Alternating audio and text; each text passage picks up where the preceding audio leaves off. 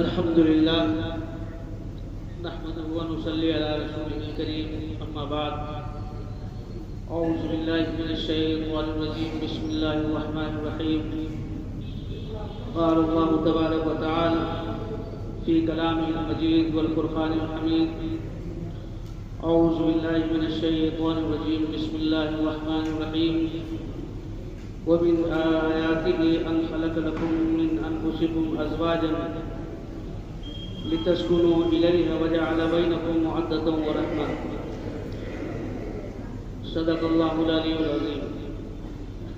محترم حضرات، دینی بھائیوں، اس سے پہلے جمعے میں نکاح شادی کے سلسلے میں گفتگو ہوئی.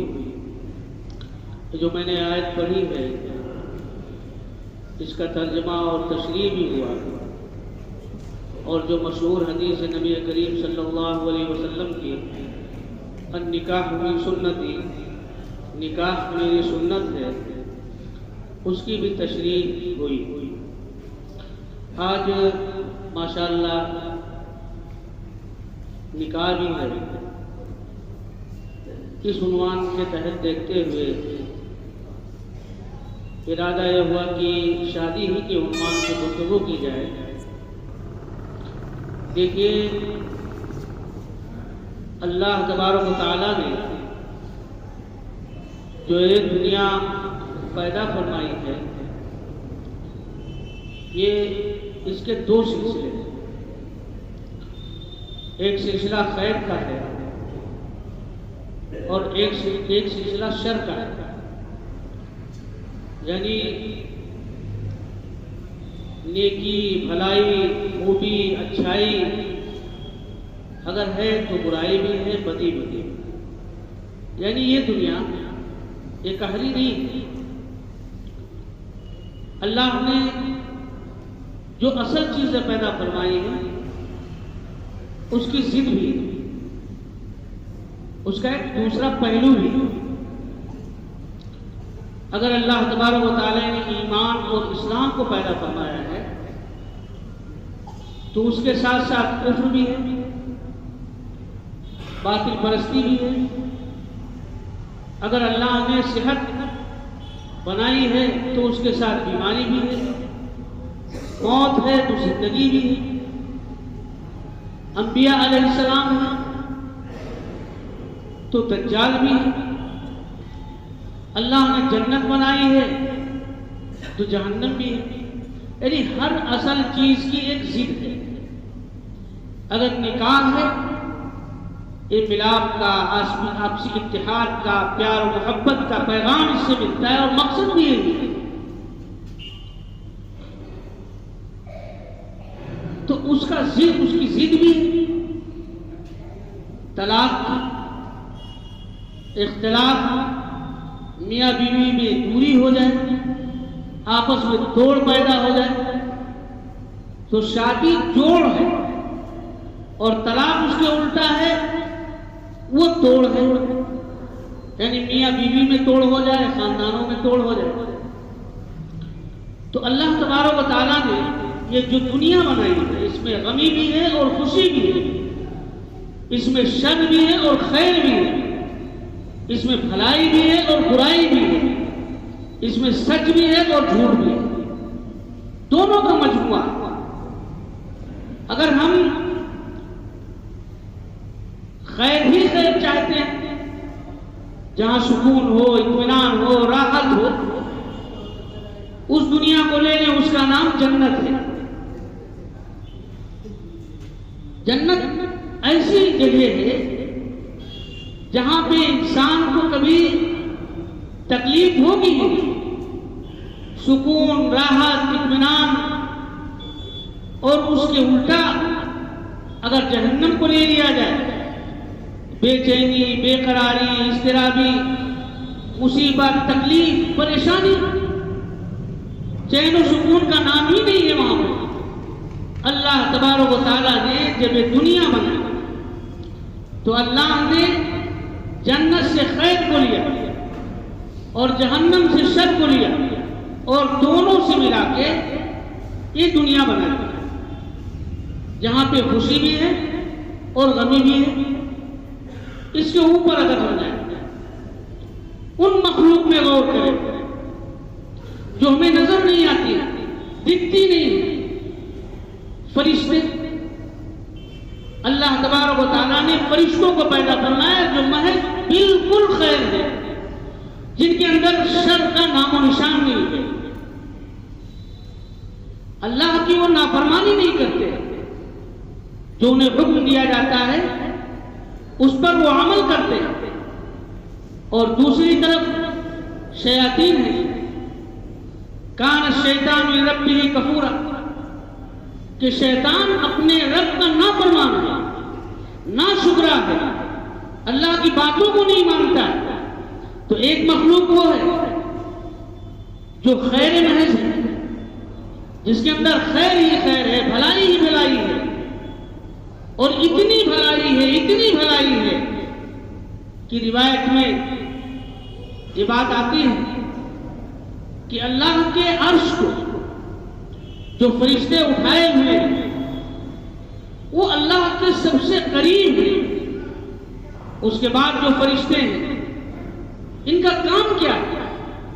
یہ اللہ کی تسبیح بیان کرتے ہیں، اللہ پر ایمان رکھتے ہیں، اور جو ایمان والے بندے ہیں، جو مومن بندے ہیں، ان کی بھلائی کی، ان کی اولادوں کی بھلائی کی دعائیں کرتے رہتے ہیں. گویا کہ ان کی فکر یہی ہے کہ اللہ کے بندے اللہ سے جڑ جائیں، اللہ کی اطاعت کرنے والے بن جائیں، اللہ کی باتوں کو ماننے والے بن جائیں، اللہ سے قریب ہو جائیں. اللہ سے ٹوٹے ہوئے تو اللہ سے جڑ جائیں اور ایک ٹوٹنے نہ پائیں، اللہ سے الگ نہ ہونے پائیں. یہ ان کی ہر وقت فکر ہے. یعنی عبادت بھی کرتے ہیں اور ہماری خیر خواہی کی دعائیں بھی کرتے رہتے ہیں، ہماری بھلائی کی انہیں فکر ہے، دعائیں کرتے رہتے ہیں.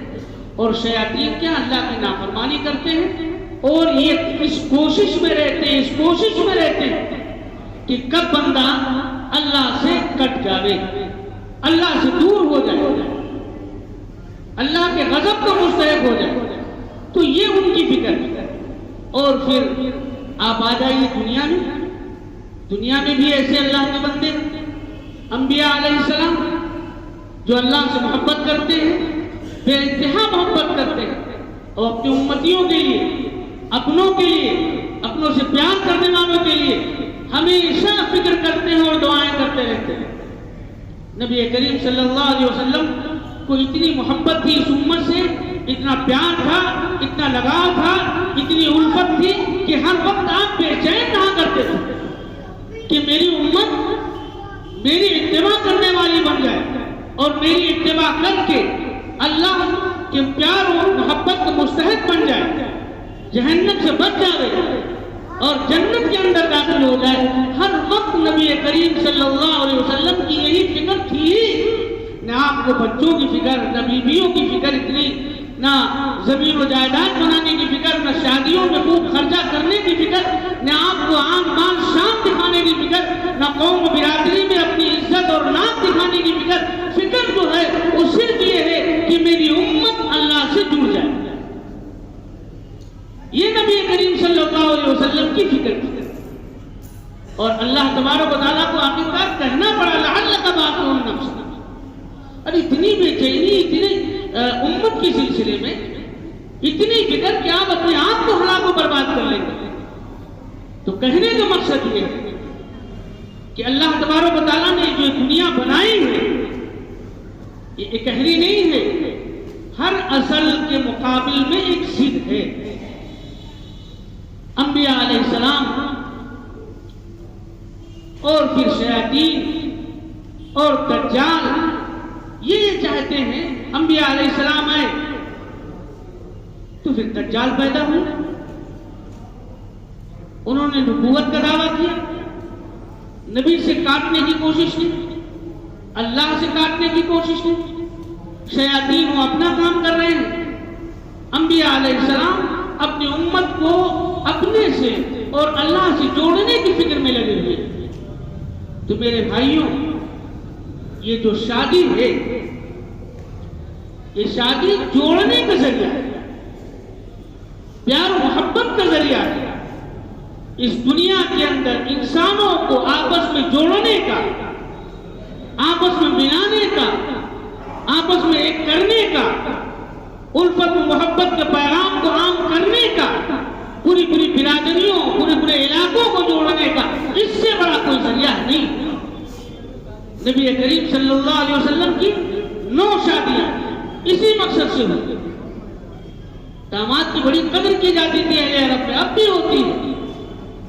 اب شادیاں جو آپ نے کی، مقصد یہی تھا کہ جب شادی ہو گئی خاندان جڑ گئے، علاقے کے علاقے جڑ گئے، عزت کرنے لگے، محبت پیدا ہو گئی۔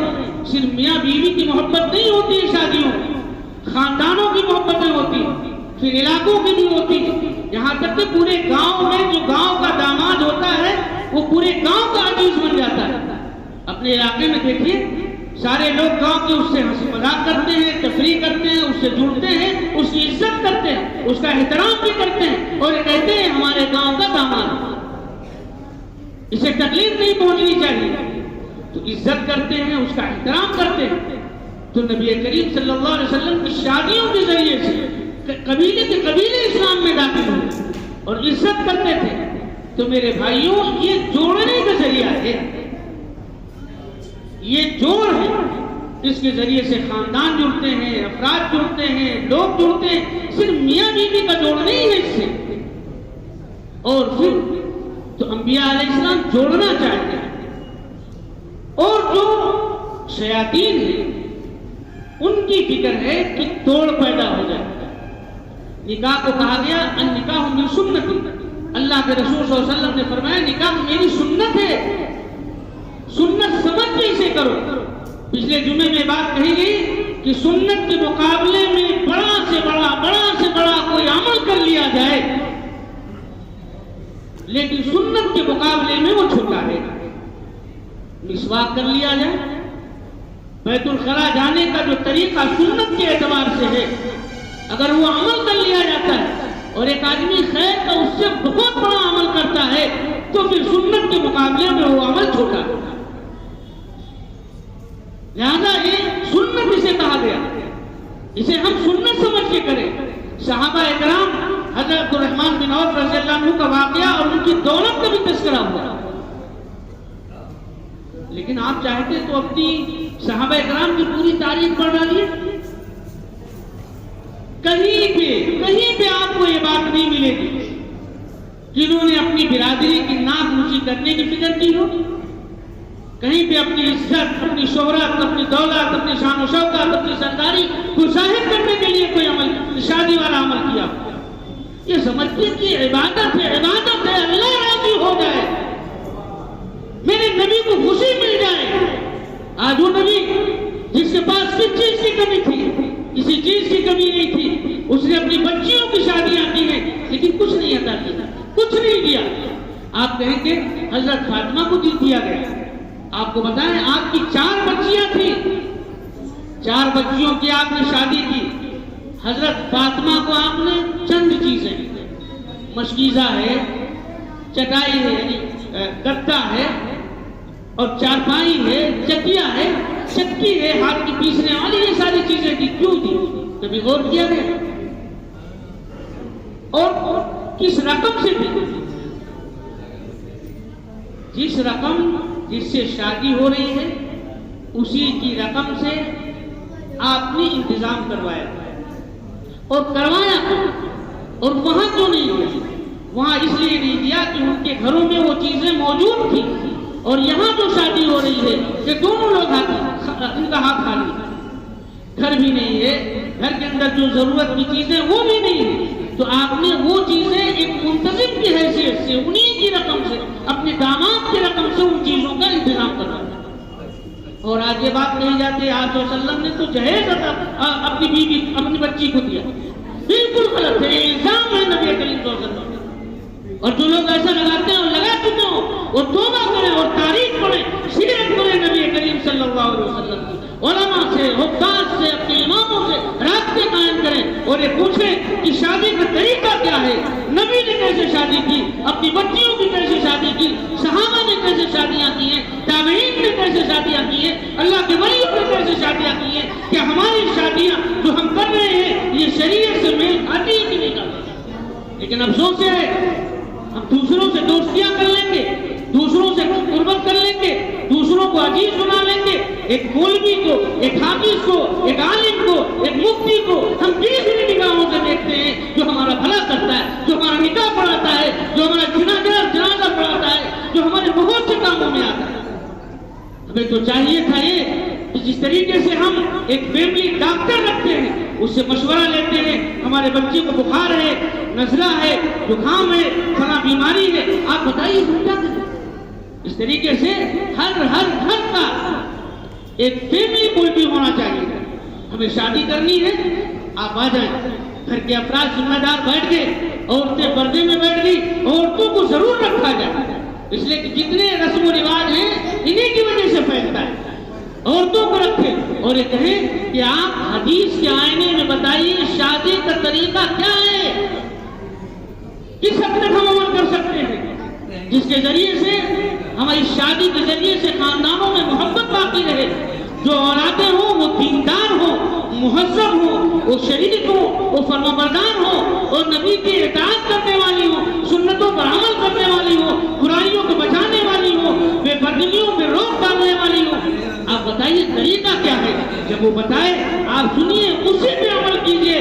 برادری ناراض ہو جانے دیجئے, قوم ناراض ہو جانے دیجئے, رشتہ دار ناراض ہو جانے دیجئے, عورتیں ناراض ہو جانے دیجئے, مگر اللہ کو اور اللہ کے رسول کو ناراض نہ کیجئے. ارے اس رسول کو جو پوری رات اپنی امت کے لیے رو رہا ہو, آج ہم پھر اسے رلا رہے ہیں, اپنے عملوں کے ذریعے سے رلا رہے ہیں, اور پھر پوری زندگی ہم روتے رہتے ہیں. ہمارے بچے روتے ہیں, ہماری بیویاں روتی ہیں, ہمارے گھر والے روتے ہیں, ہم نبی کو رلاتے ہیں, اس کے دل کو توڑتے ہیں.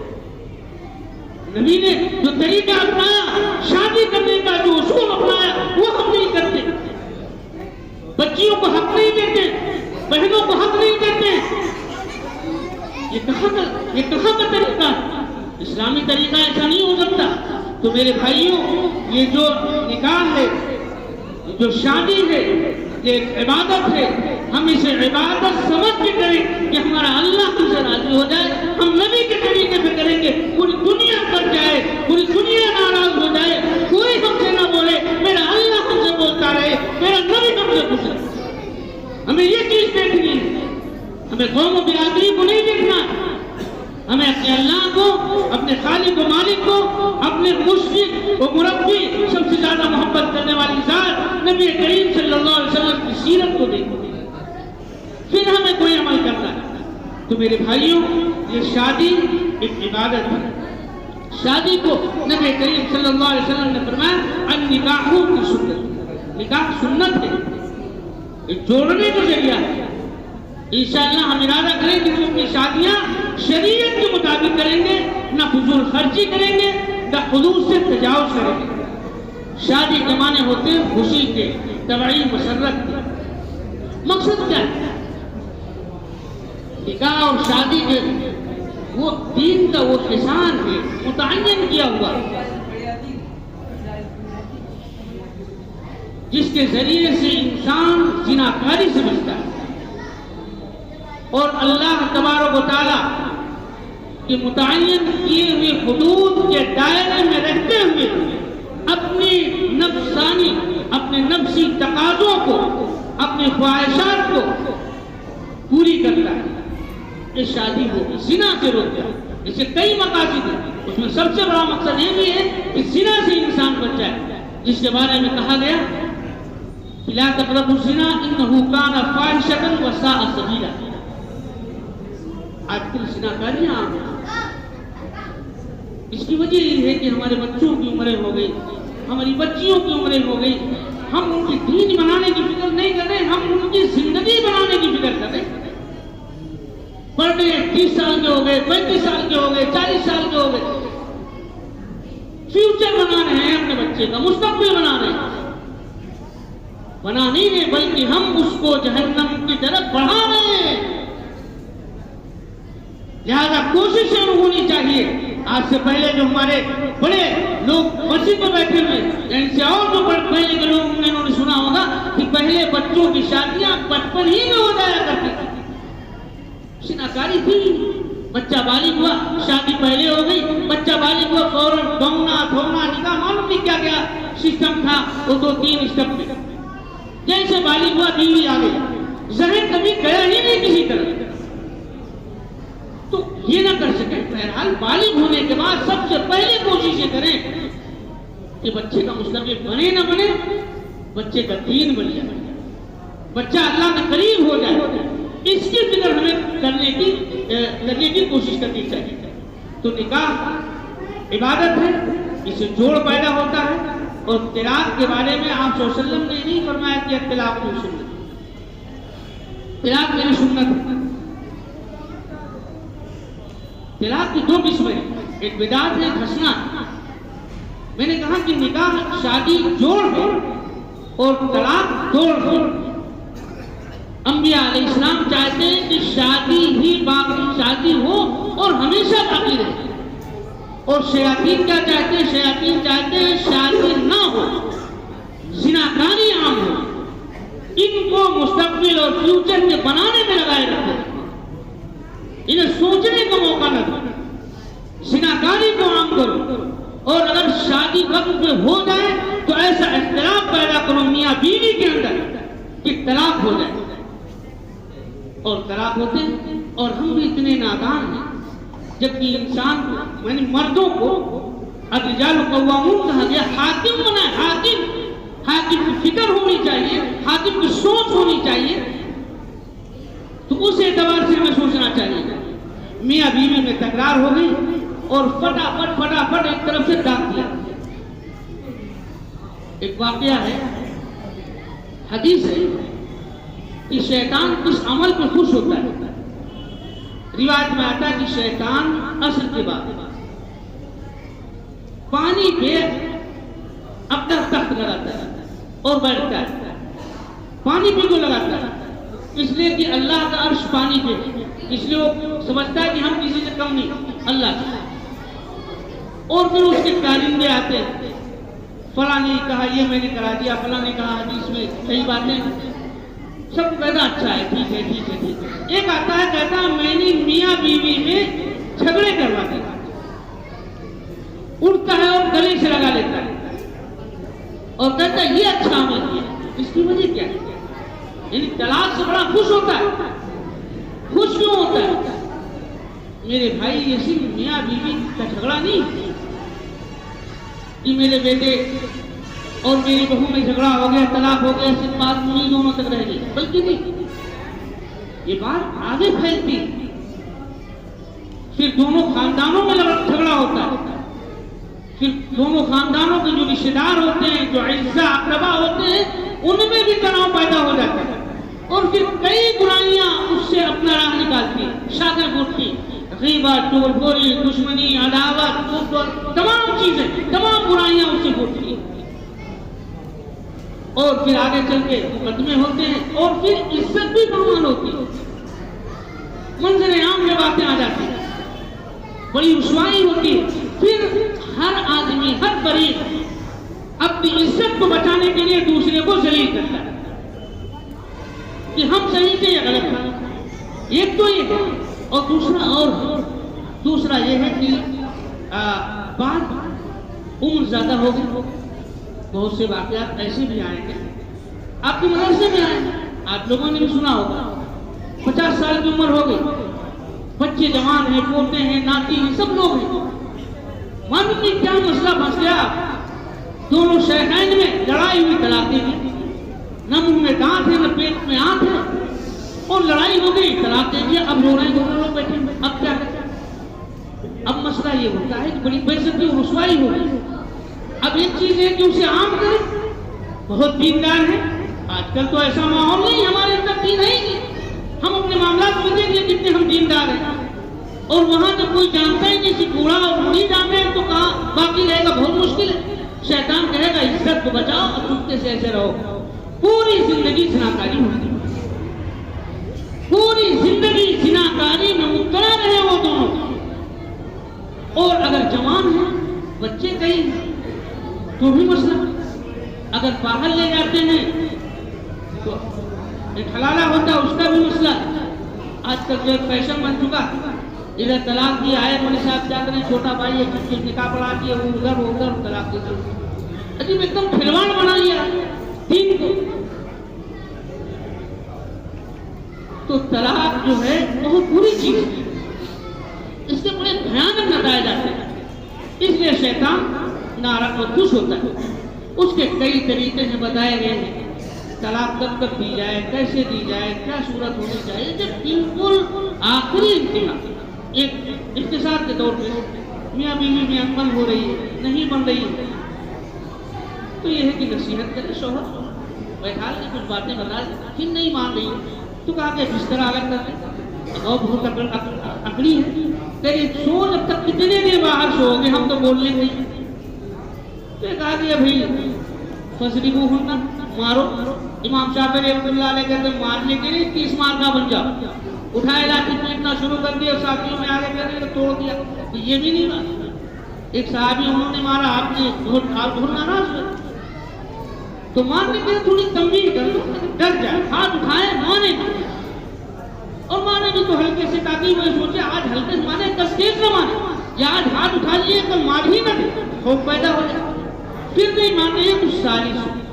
ایک بچے کی طرف سے ایک بچی کی طرف سے جمع کر لیا جائے، جو بزرگ ہوں دونوں کو بیٹھا کے سمجھا دیں، پھر نہیں ماننے تو کیا کریں، پھر یہ ہے ایک طلاق، 3 گولیاں ہیں، آج کل تو بہت لوگ آئے ہم سے بھی کہے پھر طلاق کتنی بار آپ نے کی، کوئی مسئلہ بتائے، طلاق یاد تو نہیں، اب یاد نہیں یہ جھوٹ، یاد نہیں ہے کثرت ہے، یعنی یاد نہیں ہے جو جملہ کہہ رہے ہیں یہ بتا رہا ہے کہ حد ہی نہیں ہے، جب تک غصے میں ہے تب تک طلاق ہی بولتے ہیں۔